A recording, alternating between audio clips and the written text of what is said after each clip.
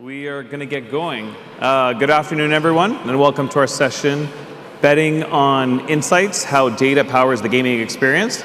We're really excited to bring you to this conversation and how data is shaping the future of gaming in Canada. I'm Michael Sheeta. I'm the VP of Business Development for Gaming, Restaurants, Liquor, and QSRs at EAConnect Analytics. Excited to be here today.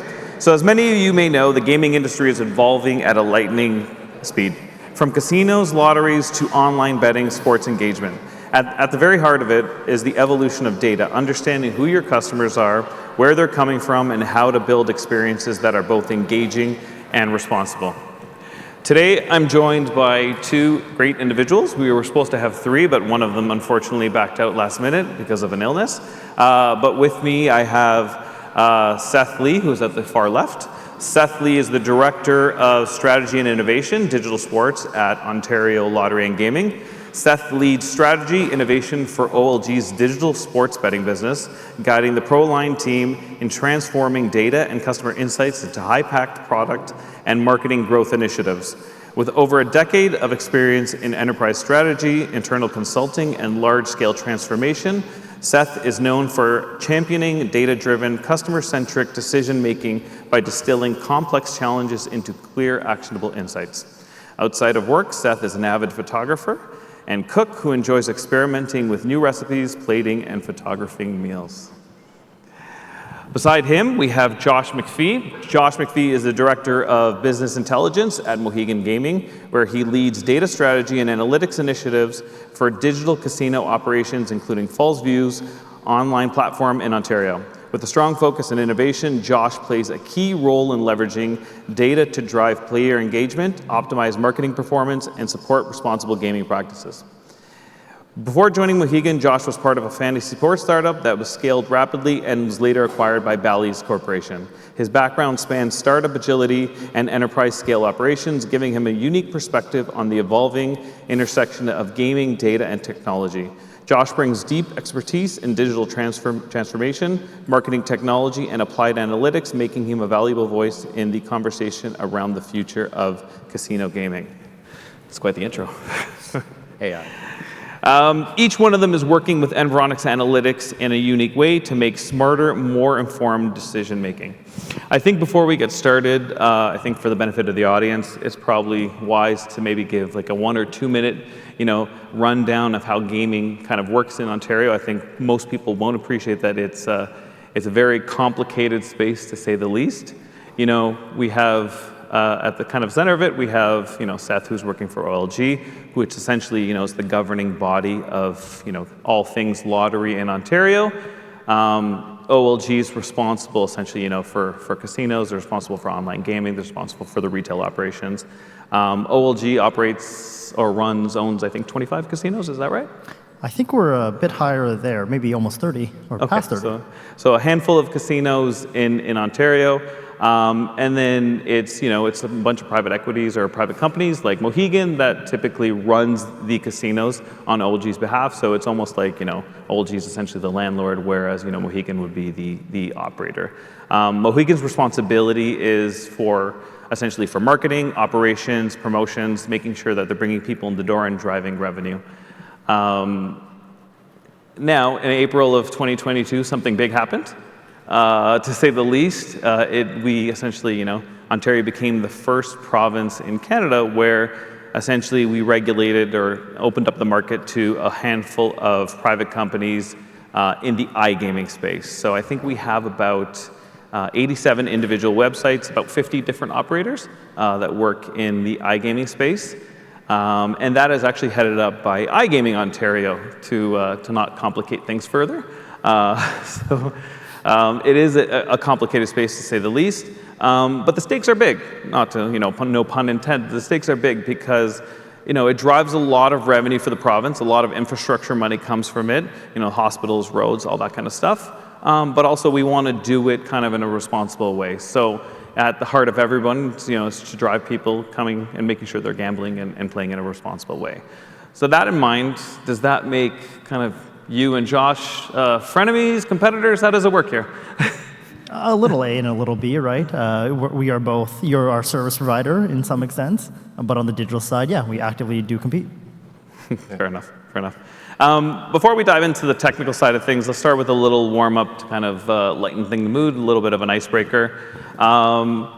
What's the first bet you've ever done? Was it, what's the very first bet that you kind of remember or playing, maybe it was a fun prop bet, something ridiculous, maybe you were betting on, how many times Taylor Swift was going to be seen in the Super Bowl or what color the Gatorade was going to be, What was that kind of first thing that kind of got you hooked within the gaming space?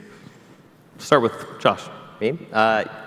Yeah, I saw this and I thought about it, and it was, I guess I was probably 18 at the Calgary Stampede playing Sick Bow, and I won $400 using the martingale method, which is just, if you don't know what that is, it's just double after every loss. Yeah, 2 nights, $400, felt like the king of the world, and now I'm working the gambling, and no, you should not use that method and expect to make $400. Yeah. Seth? I think on my end, prior to actually joining the industry, I hadn't gambled. And I was actually working on, standing up a new digital sports betting business. So I had to learn the product. And at that point in time, middle of the summer, wasn't a huge baseball fan. Jays are doing great now, but not always. And I was looking for something to bet on. And I ended up betting on esports, League of Legends, so a professionally played video game. And I thought that was really cool and took off from there. It's great. Thanks for sharing those. It's always kind of fun to hear, the personal aspect and personal side of, how gaming kind of touches your lives, especially the both of you kind of both being in this industry. Let's shift gears for a little bit and get the heart of the conversation on how you're leveraging data. Demographic, behavioral, mobility, digital, and of course, Prism segmentation to better understand and improve experiences and guide smarter decision making. Each one of you, Seth, you're representing OLG, Josh, you're representing Mohegan, but you both have kind of unique mandates in your line of work and customer bases. To kick us off, how has data changed the way your teams think about player engagement and growth strategies in the last 5 years? A few years, I should say. Seth, you want to kick it off? Yeah, sure. I think I was, thinking about this, and I remember right as we were cleaning out our offices for COVID, I found a business case printed, of all things, paper, I don't know what that is, and it was just a very simple bottom-up sizing of how much we think this new lottery product is going to sell. This is from, early 2000s, but it was, hey, we think we'll be able to reach 30% of the market with our advertising. Of that, 20% will convert, and $3 to $5 each, good enough. There's your business case, right? But now as I think about it, especially with digital, we work in an agile environment. We are always testing and learning, and it is no longer, that gut instinct. Of course, that gut instinct drives the direction, but the final sizing, the final say will still be, what does the data say? And then so with partners like Environics and EA, we are able to actually use that data, test, see the results of, where people are, how much they would actually buy based on if they're open to gambling or not from a Prism segment, for example, and then use that to more accurately size a business case, launch the product, see if it works well or not, and move on from there. Much more data-driven now, and much less paper. You want to go ahead? Yeah. So we operate Fallsview here, but our major operation is in Connecticut, where there are only 2 operators, and we are head-to-head against DraftKings, who you might have heard of. They're a pretty big deal. And one thing that we've done, and I think we've done it exceptionally well, is that the industry is really designed, there's this general strategy, which is acquire sports bettor, turn sports bettor into a casino player, profit, right? And DraftKings sold their investors on that when they went public a number of years ago. What we've really done is we've thought about how not to fight them, right? And we've used really demographic data to say, okay, what are they doing, and what can we not, or what do we do that's not what they're doing? If you think about what DraftKings brand is, it's under 35 men sports bettors, and we've really focused on not doing that, and really not cross-selling for sportsbook, and just going after our casino users in kind of like an omni-channel way. Interesting. Thanks for sharing.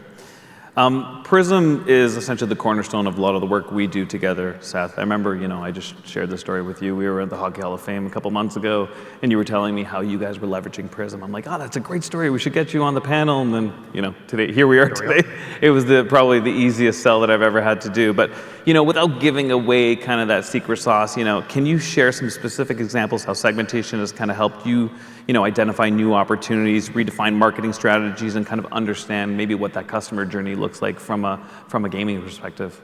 Yeah, for sure. I think the story that you're mentioning, this was huge around advertising. Obviously, early in the day, sports advertising is huge, and it's obvious that a sports fan should be a sports bettor. That's where our customer is, at least on the digital sports betting side.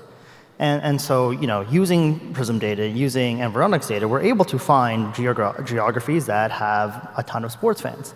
So, we took a look at the data, and we saw that, actually, surprisingly, there was a pretty low correlation with just sports fans and gambling per capita.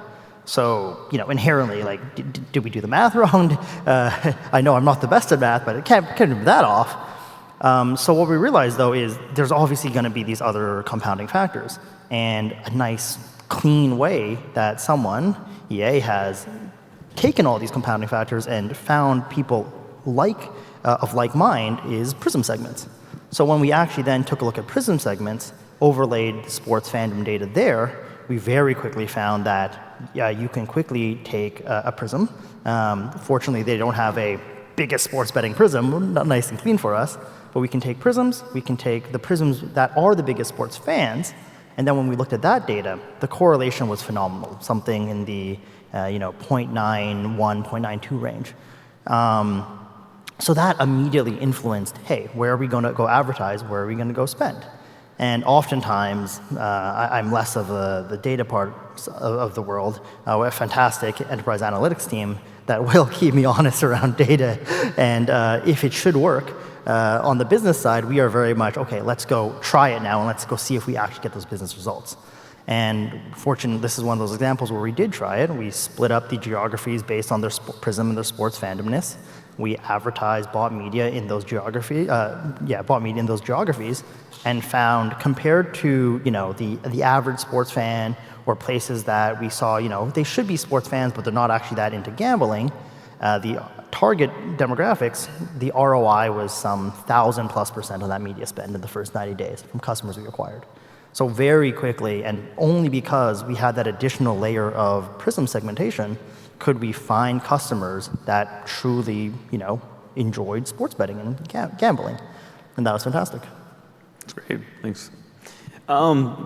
Gaming customers are incredibly diverse, certain demographics will lend itself, to different types of games, whether it be casino or iGaming.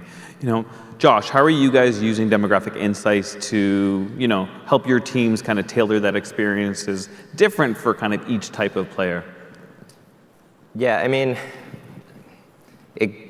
for us again, we're an omni-channel operator, so I always find gambling is an interesting thing, and this isn't from me, but I heard a data scientist talk about one time. You can take two of me, right? You can take two people that are very, very, very similar demographically and psychographically, probably not psychographically, but definitely demographic. Two Joshes living next to each other, make a very similar amount. One can be very predisposed to wanting to spend their money on gambling. Right. The other cannot be, right? So it's about finding that, I guess, mix and targeting them correctly. To really drive value and realistically not overspending. Right. Yeah, that's good. We made a pretty big announcement around this time last year where we announced, Environics is going to be the partner of choice in Canada for LiveRamp. Josh, I know your team at Mohegan has been leveraging LiveRamp extensively in the US, and you've been exploring it in Canada as well. Since Environics is the LiveRamp exclusive Canadian partner, can you share how this data is, providing a connectivity role in activating insights and providing stronger connections to your customer segments? Yeah, it's obviously we're really excited about LiveRamp as well. And if anybody's not familiar with it, you should definitely look at it. It's pretty cool. They allowed us to target individuals, so instead of up here being restricted to demographics based on geography. It's very individual based down there.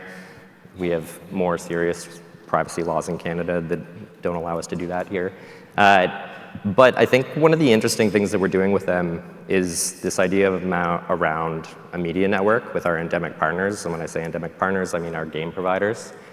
And what we're trying to do is to create a secure way where we can provide that individual level data back to our partners. And this isn't new in retail, but it seems to be in gambling. We're like kind of the first movers in the US to do this. And right now, like slot providers have no ability to see anything about their users at all, which you might imagine when you're developing a product is relatively restricting. So they're starving for the data.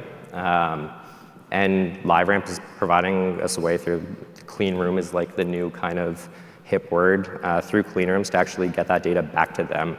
I believe like, me predicting this out is it's going to do a couple things. It's going to kind of change the way games are developed in the future, which is quite interesting. And it's also going to provide us as operators new revenue streams. That's interesting. So, one of EA's strengths is, bringing multiple data sets together. How are the two of you combining, segmentation, share of wallet, mobility, digital data to create a 360 view of your players? I'll start off with you, Steph. I think I'll really leverage that previous example, right? Where just as a result of that, I was talking to Michael to say, hey, this is what we're doing that's really interesting. And of course, Michael mentions, we also can look at website traffic by geography, right? And so my immediate thought goes, okay, that's all we do. I would love that answer. I would love to know who's visiting our competitors, who's visiting Mohegan. The immediate connection point is then, of course, taking our existing data, our first-party data. We know if you sign up online or if you're going to a casino, approximately where you live. And the immediate connection point is then, okay, or like if I thought that you should have been spending up here, you're in our target segment, we see that you're the perfect prism, everything is ideal, but you're not. We're always looking to try to explain why. Is it did we do the product wrong? Did we talk to you wrong? Are you just actually somehow, for whatever reason, not disposed to gambling? Or am I losing out in that geography, in that region, to someone else? And of course, I'm going to then talk to you differently, right?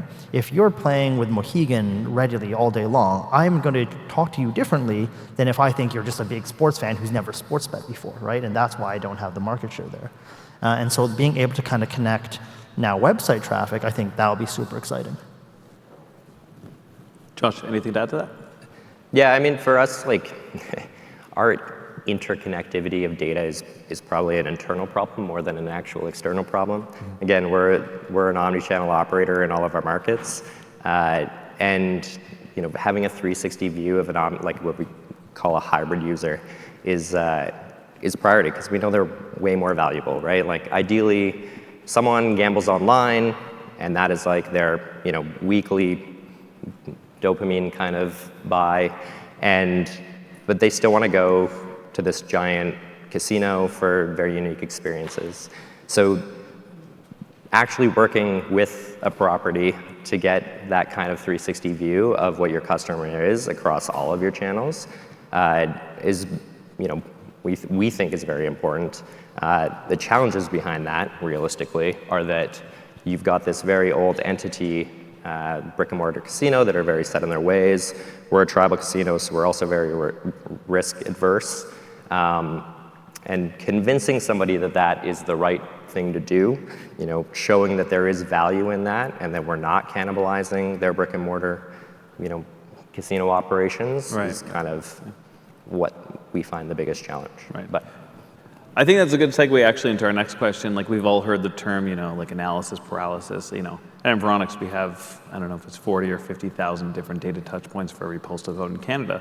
Obviously we can't look at every single one. So like, what are some of the challenges or even breakthroughs that you've had bringing in these different data streams together for some decision making?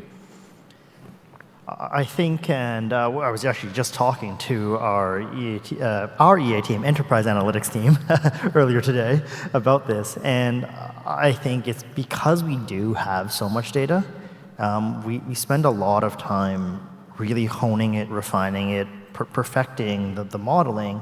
And once again, I'm not actually that huge a data person, not that heavy a technical person. And I absolutely know there is value in refining it down to kind of the nth degree and bringing in as much data as we can.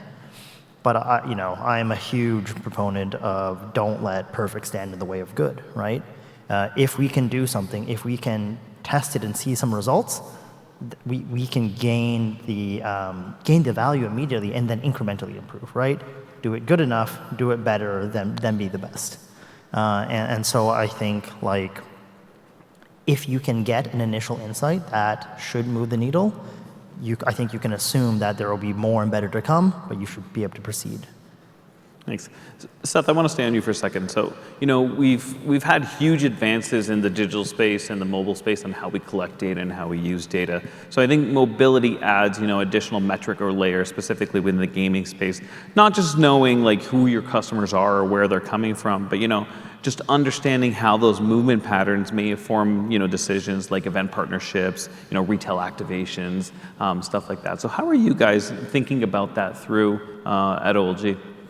Yeah, I mean, we think about it all the time because different than a lot of our competitors, we're only Ontario, right? So we are going to be hyper-focused, hyper-localized, and hyper-regional.